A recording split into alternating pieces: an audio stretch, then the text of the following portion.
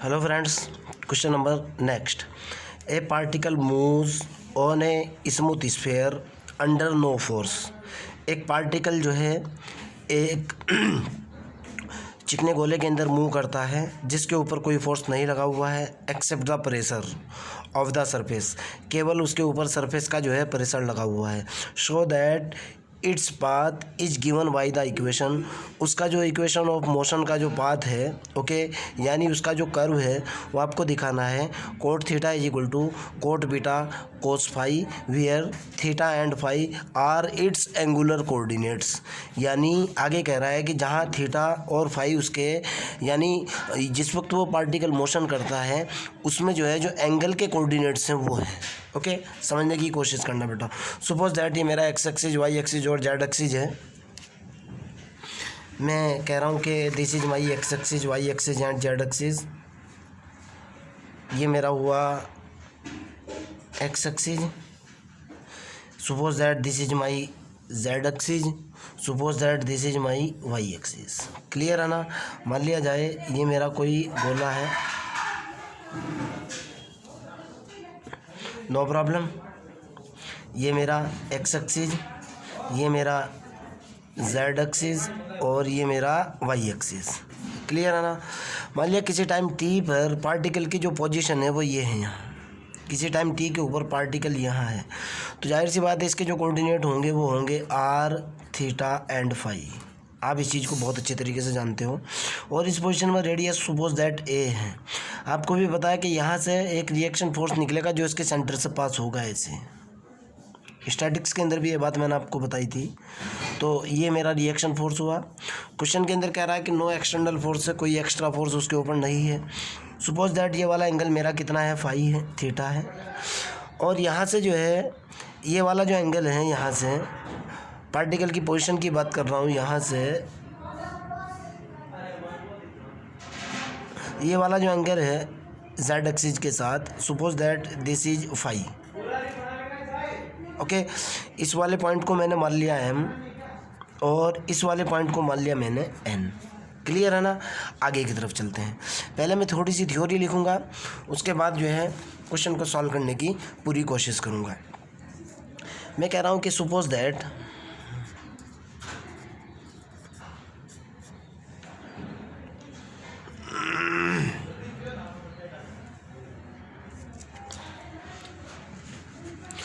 let P be the particle, let P R theta phi be the position of the particle,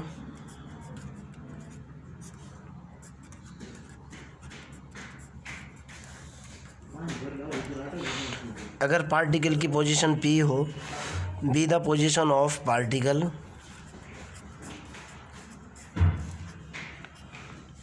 okay at a time t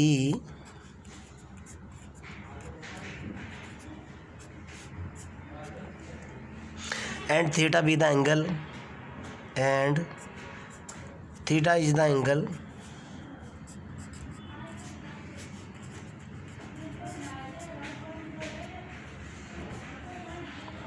okay with O P. इस point को आप O मान लो, with O P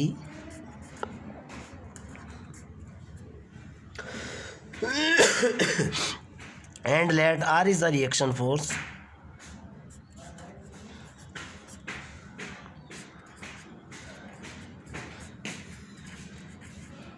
अगर R मेरे पास reaction force है then R is equal to मैंने कितना मान लिया भाई, R इज इक्वल टू मैंने A मान लिया, यानी जो स्फीयर है उसकी रेडियस A मान ली। तो जाहिर सी बात है A तो कांस्टेंट है, यहाँ से निकल करके आएगा d2R over dt² is equal to 0। Clear. आगे equation of motion of the particle की बात करते हूँ। Now the equation of motion of particle. Now equation of motion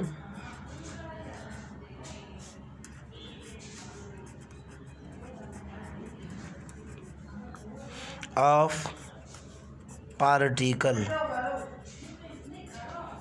equation of motion of particle, पहले वाली इक्वेशन क्या होगी बेटा, m into minus a d theta over d t का complete square minus a sine square theta d phi over d t का complete square is equal to minus k r. Okay, reaction force वाला तो ये हुआ। दूसरा हमारे पास क्या होगा बेटा, m into 1 a d over d t a square d theta over d t minus a sine theta cos theta और d phi over d t का complete square is equal to zero. क्यों? Question के अंदर साफ साफ बोल रहा है there is no external force. मैं आपको दिखा भी रहा हूँ, क्वेश्चन के अंदर कह रहा है there is no forces, under no forces. आगे की तरफ चलते हैं। This is my equation number 2। Equation of motion की लास्ट इक्वेशन क्या है भाई? ये होगी बेटा m into 1 a sine theta d over d t a square sine square theta और d phi over d t is equal to zero. Suppose that this is equation third. Equation third से ही मैं question को solve करूँगा, जहाँ से मैं हर बार चलता हूँ। तो मैंने यहीं से लिखा बेटा, देखो ध्यान से सुनना, एक बार इसको लिख लूँ मैं, उसके बाद आगे चलेंगे। m into 1 a sine theta तो मेरा ये निकल गया, और a तो कांस्टेंट रेडियस है, गुणा ए स्क्वायर मैंने बाहर कर दिया, डी ओवर डी टी हुआ, और ये हुआ बेटा मेरा sine theta sine square theta d phi over d t is equal to zero. ये मेरी इक्वेशन नंबर 3 है। ओके, आगे की तरफ चलते हैं, ठीक है ना। तो यहाँ से मेरे पास जो रिजल्ट निकल करके आया बेटा, कितना रिजल्ट निकल करके आया, मैंने इसको इससे डिवाइड लगाया भाई, एक ए से तो मेरा एक ए कैंसिल हो जाएगा मेरे पास मैंने इसको इससे डिवाइड लगा दिया, ये हुआ डी ओवर डी टी हुआ, और साइन स्क्वायर थीटा हुआ, sine square theta d phi over d t is equal to 0 upon m upon sine theta. तो जाहिर सी बात है ये सारा रिजल्ट ज़ीरो हो जाएगा। रिजल्ट निकल करके आएगा बेटा d over d t sine square theta और d phi over d t. Okay, मैं कहना चाह रहा हूँ कि integrate with respect to t. Okay, इसको इंटीग्रेट कर रहा हूँ, मैंने किया integrate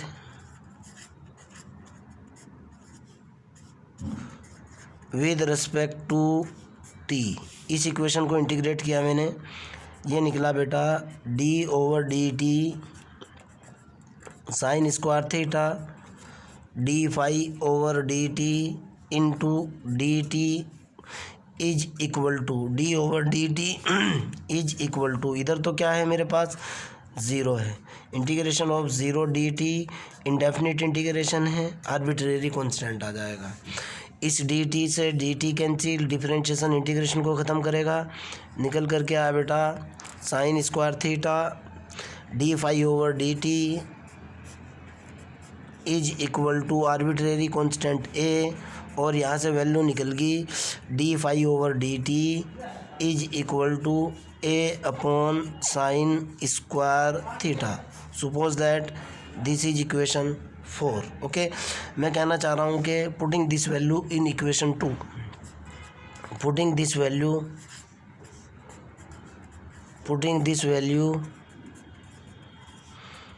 in equation second. Okay, paper मेरे पास है बेटा, इक्वेशन 2 लिख रहा हूँ। क्या है, पहले इक्वेशन नंबर 2 लिख लो आप। इक्वेशन नंबर 2 मेरे पास क्या है, वो ये है, ध्यान से देखना है आपको। इक्वेशन नंबर 2 ये लिख रहा हूँ मैं। इक्वेशन 2 है मेरे पास m 1 a d over d t a square d theta over d t और फिर minus a sine theta cos theta d phi over d t का complete square is equal to 0। यही है ना। अब 4 और 2 की बात करूँगा। This is my equation number 2। ध्यान से सुनना बेटा। ए तो कांस्टेंट है, डिफरेंशिएशन से बाहर आ जाएगा। एक ए से ये ए कैंसिल हो जाएगा, यहाँ का एक ए बचेगा। उस एक ए और ये ए दोनों ए कॉमन ले लूँगा मैं इसके साथ, और उधर जा कर के 0 हो जाएंगे। ध्यान से देखना। ये तो हुआ मेरा एम ए, मैंने अंदर डिफरेंशिएट किया, ये निकल गया बेटा d two theta over d t square, और यहाँ से निकल गया मेरा साइन थीटा निकल गया, कोस थीटा निकल गया, और d phi over d t का कंप्लीट स्क्वायर निकल गया इज इक्वल टू 0। यहाँ तक तो कोई आपत्ति नहीं है। आगे की तरफ चलते हैं। यहाँ से जैसे मैं आगे चलूँगा, इसको आगे हल करने की कोशिश करूँगा, मेरे पास रिजल्ट निकल करके आएगा बेटा d two theta over d t square minus k sine theta cos theta into d phi over d t का square is equal to 0 upon m a यानी 0। और एक चीज़ और भी है बेटा, d phi over d t की वैल्यू मेरे पास इक्वेशन 4 में कितनी है, इसको भी देख लो आप। मेरे पास है d phi over d t की वैल्यू है ए बटे साइन स्क्वायर थीटा। मैं इसका यूज़ करने वाला हूँ। This is my equation 4। Okay, जो मैंने अभी आपको बोला है। आगे की तरफ चलते हैं। तो यहाँ से जो मेरे पास निकल कर के आया बेटा, यहाँ से हुआ मेरे पास d two theta over d t square minus k sine theta cos theta into इसकी वैल्यू डाली, इसका स्क्वायर होने पर ये होगा ए स्क्वायर बटे साइन की power 4 theta is equal to कितना 0। इसको इधर ले जाओ, रिजल्ट निकालो। ये हुआ बेटा d two theta over d t square is equal to, भाई यही बोलना जरूरी है क्या? आगे पीछे नहीं बोल सकते तुम लोग, या जिन्हें पे चढ़ते हुए बोलोगे? एक इससे ये कैंसिल, कितना निकल कर गया बेटा? ये हुआ a square cos theta divided by sine की पावर 3 थीटा। क्लियर है ना? आगे की तरफ चलते हैं। मेरे ख्याल से यहाँ तक के तो आपको कोई आपत्ति नहीं होनी चाहिए। ओके, मेरे पास कितना निकल गया बेटा? ये निकला d two theta over d t square is equal to हुआ a square cos theta divided by sine की पावर 3 थीटा। मैं कह रहा हूँ कि मल्टीप्लाई बोथ साइड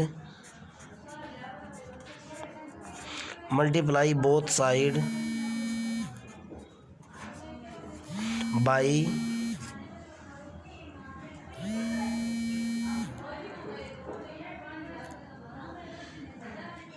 मैंने दोनों तरफ किससे मल्टीप्लाई किया? 2 into D theta over d t से, 2 d theta over d t से, एंड इंटीग्रेट कर दिया।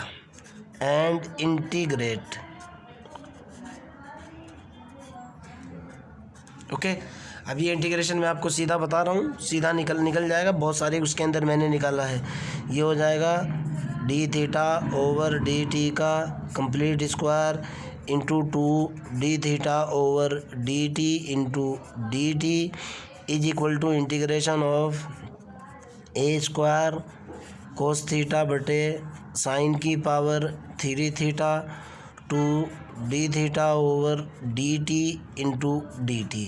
ये इंटीग्रेशन मैंने कम से कम 10 बार निकाला है, आपको भी पता है। ओके, तो मैं डायरेक्ट अब पूरा डिटेल में ना बता करके शॉर्ट में लिख रहा हूँ।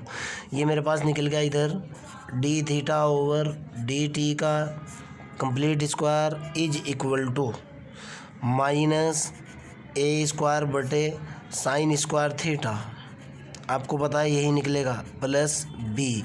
कैसे निकला? लास्ट लेक्चर्स में आप पढ़ते हुए आ रहे हो। ओके, मैंने इनिशियल कंडीशन अप्लाई करी। इनिशियली मेरे पास थीटा इज इक्वल टू दे रखा है बीटा, क्वेश्चन के अंदर साफ साफ मेंशन है।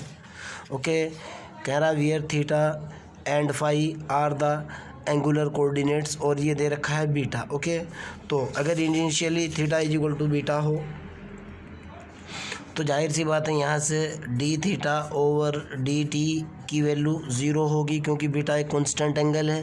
तो ये निकल कर क्या, ज़ीरो इज इक्वल टू कितना निकल गया बेटा, माइनस ए स्क्वायर बटे साइन स्क्वायर बीटा प्लस के बी, मैंने यहाँ से बी की वैल्यू निकाली, बी बराबर हुआ ए स्क्वायर बटे साइन स्क्वायर बीटा। ओके, ये वैल्यू मैं आगे डालूँगा और रिज़ल्ट कैलकुलेट कर लूँगा। ओके, आगे की तरफ चलते हैं।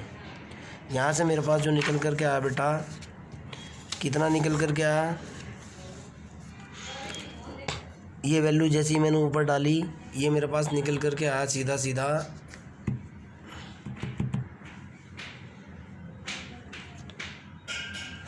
ये हुआ बेटा डी थीटा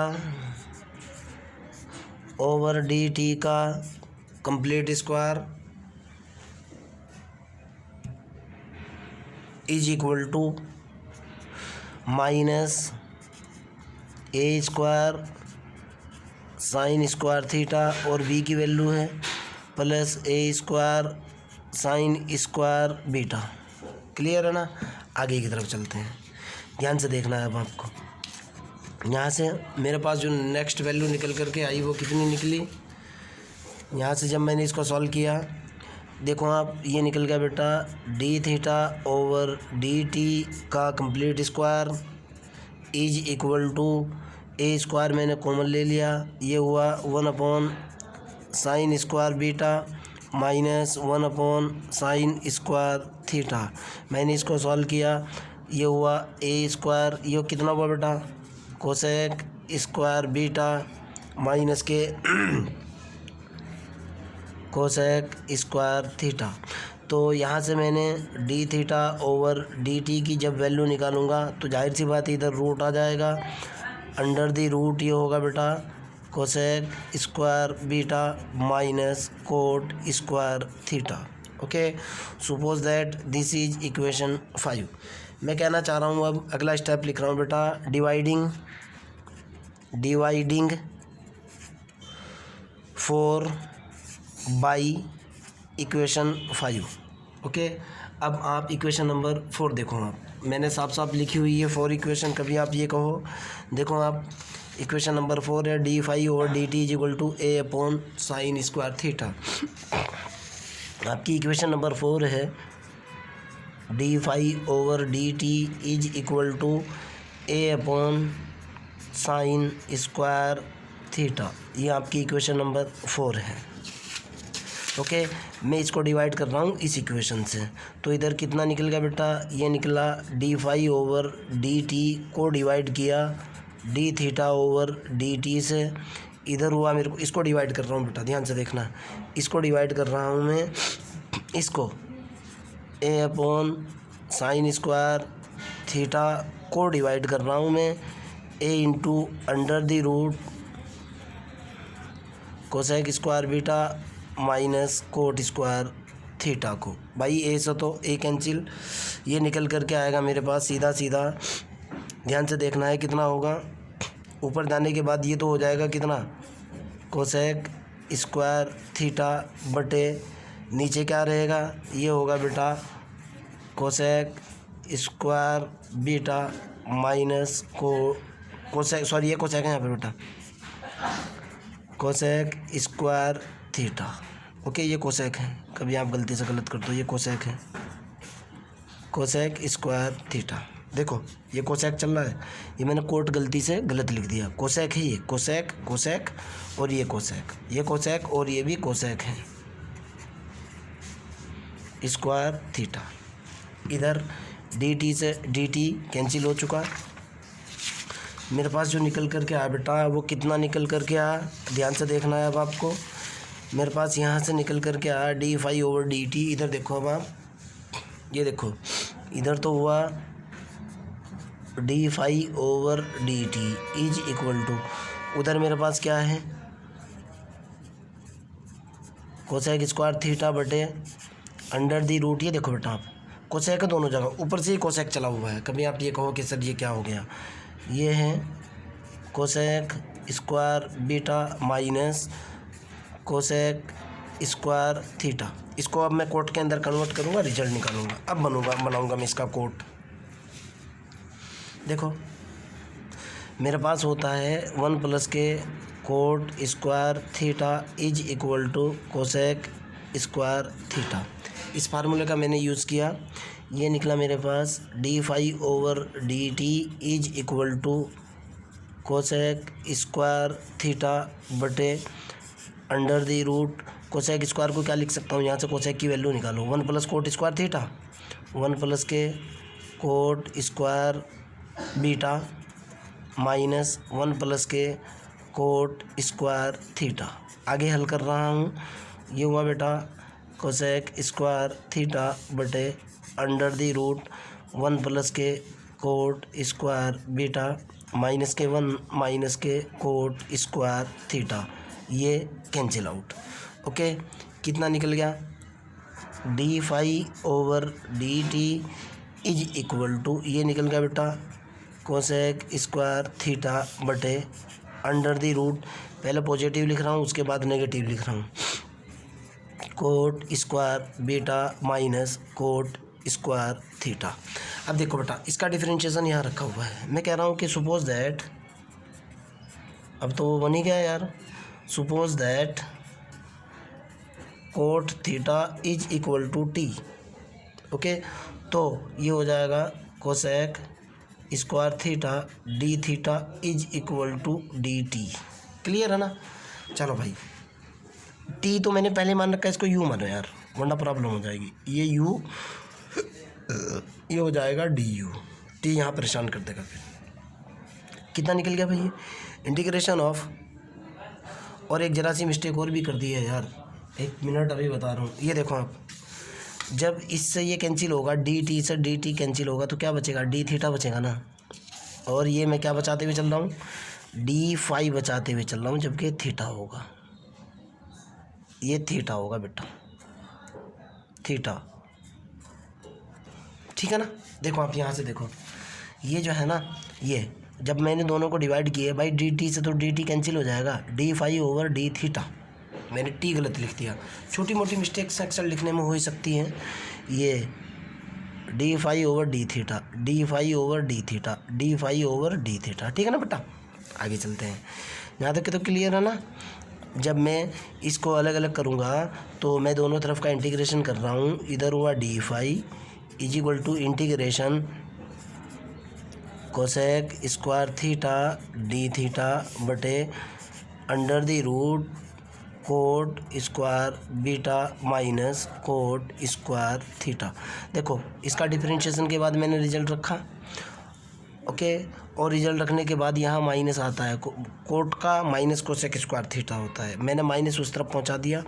तो ये मेरे पास निकल कर के आया integration d5 is equal to, इसकी वैल्यू हो गई माइनस के du बटे under the root cot square beta minus k u square. Clear है ना। आगे की तरफ चलते हैं। यहाँ तक आपको कोई आपत्ति किसी भी तरह की नहीं होनी चाहिए। अगर किसी भी तरह की कोई भी आपत्ति है तो बेटा प्लीज़ आप मेरे से पूछो, आई विल हेल्प यू। जब मैं इसको इंटीग्रेट करूँगा,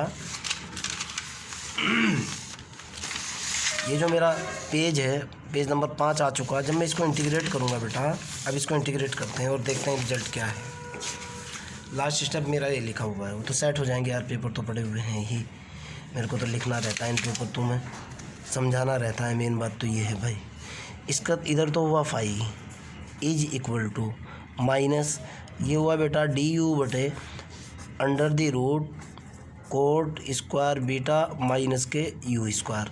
आपके पास एक फार्मूला होता है माइनस dx बटे under the root a square minus x square का कितना होता है भाई, कोस इनवर्स x। यही तो फार्मूला होता है ना। मैंने डायरेक्टली इसका यूज़ किया। इसका यूज़ करते ही मेरे पास कितना निकल कर के आया बेटा, ये तो हुआ इधर 5 इज इक्वल टू, और ये कितना हुआ, ये हुआ कोस इनवर्स u बटे cot beta plus arbitrary constant c। Okay, no problem. फिर मैंने इनिशियल कंडीशन लगाई। इनिशियली आपको तो पता ही है, initially theta is equal to कितना है, बीटा है। जब theta is equal to beta है तो वैल्यू डालता हूँ। फाई इज इक्वल टू कितना निकल गया, कोस इनवर्स यू की वैल्यू देखो आप, यू मैंने क्या माना था, ये देखो आप, यू बराबर मेरे पास कितना था, कोट थीटा, वैल्यू डाल दी मैंने।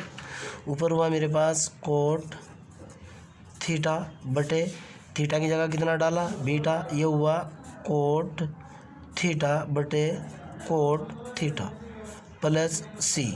भाई फाई की जो वैल्यू निकल कर के आई, निकली कोस इनवर्स, ऊपर हुआ कोट थीटा बटे कोट थीटा और प्लस सी, ये तो 1 हो चुका। तो यहाँ से फाई जो निकल कर के आया बेटा, फाई निकल कर के आया, वो आया cos inverse 1 plus c. Cos inverse 1 की वैल्यू होती है 0। ओके, और यहाँ theta is equal to beta के ऊपर फाई भी मेरा क्या होता है, 0 होता है। दोबारा इनिशियल कंडीशन लगा रहा हूँ, initially phi is equal to 0। अब सवाल पैदा ये होता है, initially phi is equal to 0 कैसे होगा भाई, जब ये पार्टिकल मूव करेगा, इनिशियली पार्टिकल जो है, इनिशियली पार्टिकल तो यहाँ होगा ना, ओके, पार्टिकल यहाँ होगा ना इनिशियली, तो सारे एंगल्स 0 होंगे ना। पार्टिकल जैसे मूव करेगा वैसे ही तो एंगल बनेगा ना, उसी की बात कह रहा हूँ कि initially phi is equal to कितना होगा, 0।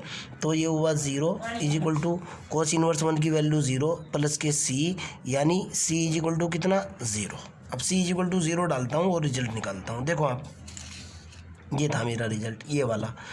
तो फाई इज इक्वल टू कितना निकल गया बेटा, ये हुआ कोस इनवर्स, ऊपर निकला हुआ है, ये उठा लो यहाँ से, u बटे कोट बीटा, ठीक है ना। सी तो 0 हो चुका।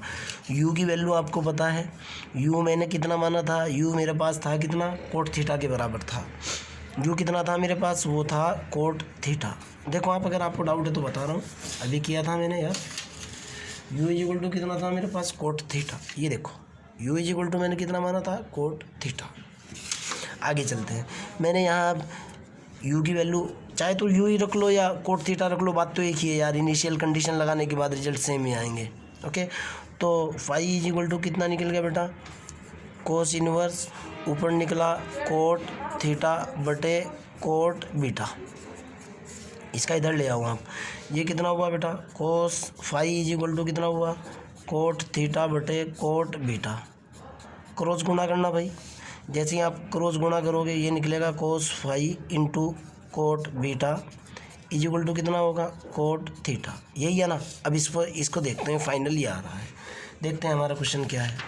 हमारा क्वेश्चन ये है कि cot theta is equal to cot beta cos phi. अरे यार, ये कोस है, कोस, फिर गलती कर रहा हूँ, हाँ, cos phi cot beta, cos phi cot beta is equal to cot theta. Okay, आपका अगर कोई डाउट हो, कोई प्रॉब्लम हो, you can directly ask me. Okay बेटा। और हाँ, हमारा जो है प्ले स्टोर के ऊपर आरक्यू फिजिक्स के नाम से एप्लीकेशन आ चुका है, तो मेरी आप लोगों से रिक्वेस्ट है, प्लीज़ उसको डाउनलोड कीजिए, मटेरियल आपको वहाँ मिलने वाला है। Okay, bye.